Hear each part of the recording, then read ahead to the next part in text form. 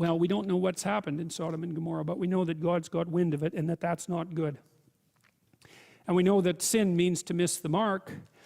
And so we know that whatever has happened in Sodom and Gomorrah means that something about the natural ethical order of things has been seriously violated.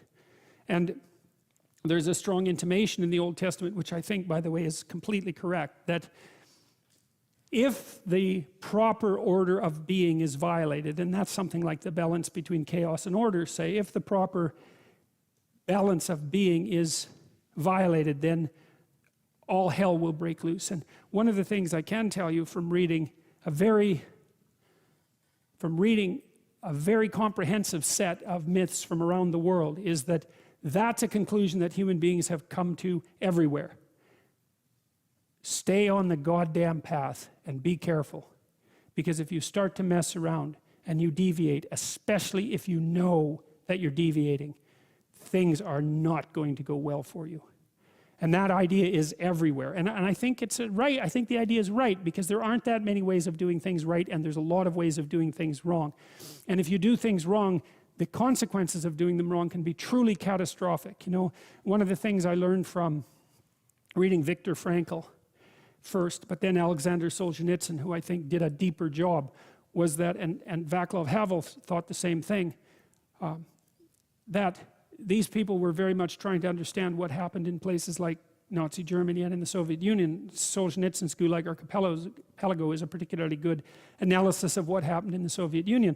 And his conclusion, and it's a 2,100 page conclusion, and it's like hammered home with a hammer. It's a book that everyone should read, you know, assuming that you can read a 2,100 page scream, because that's basically what it is.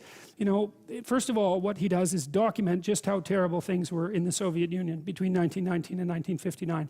And no matter how terrible you think they were, unless you know the stories, they were a lot more terrible than that.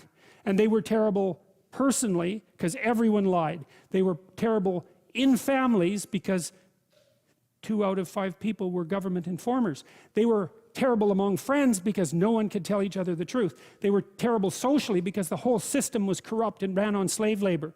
And they were terrible philosophically, because the doctrine of man upon which the state was founded was hopeless and nihilistic. And they were murderous, destructive, and genocidal. It's like they got it wrong at every single level of analysis simultaneously. And the question is, why? And Solzhenitsyn's answer, and to some degree Viktor Frankl's answer as well, and Václav Havel, and I would say also Nelson Mandela and Gandhi, they all ended up in the same conceptual sphere. And the answer was because individual people lived crooked lives. Because individual people swallowed lies and spoke them and didn't stand up for the truth. And the corruption that spread from each individual pulled the entire state mechanism into that corruption and made everything into hell. You know, there are other theories. Obedience, right? That's kind of the Milgram idea, from that it's easy to make human beings obedient to people in authority. And I've explored that idea quite a bit with regards to what happened, for example, in the Nazi concentration camps. And yes, you can set circumstances up so that people are likely to be obedient to orders that are pathological. There's no doubt about that. And yes, sometimes that's indicative of the weakness of their character, but that's not the issue. And the idea that what happened in Nazi Germany was because a population of good people listened to a tiny minority of bad people, that's really not a good theory. The Nazi ethos was there at every single level of the social organization, right? Right from the personal, right from the familial, all the way up to the leadership. It was the same thing all the way up and all the way down. And the same thing in the Soviet Union. And so, well, so if you miss the mark, which is apparently what the people of Sodom and Gomorrah did, their sin was grievous, then they risked destruction. And I just cannot see how, after the 20th century, anybody with any sense could possibly not see that as true. And I think that there's a line in the Old Testament, you know, that the fear of God is the beginning of wisdom. And I can tell you one of the things that frightened me badly was the realization from reading Solzhenitsyn and a variety of other things that I was reading at the same time, that Dostoevsky as well, because he makes the same point. He said that a human being is not only responsible for everything they do, but for everything that everyone else does.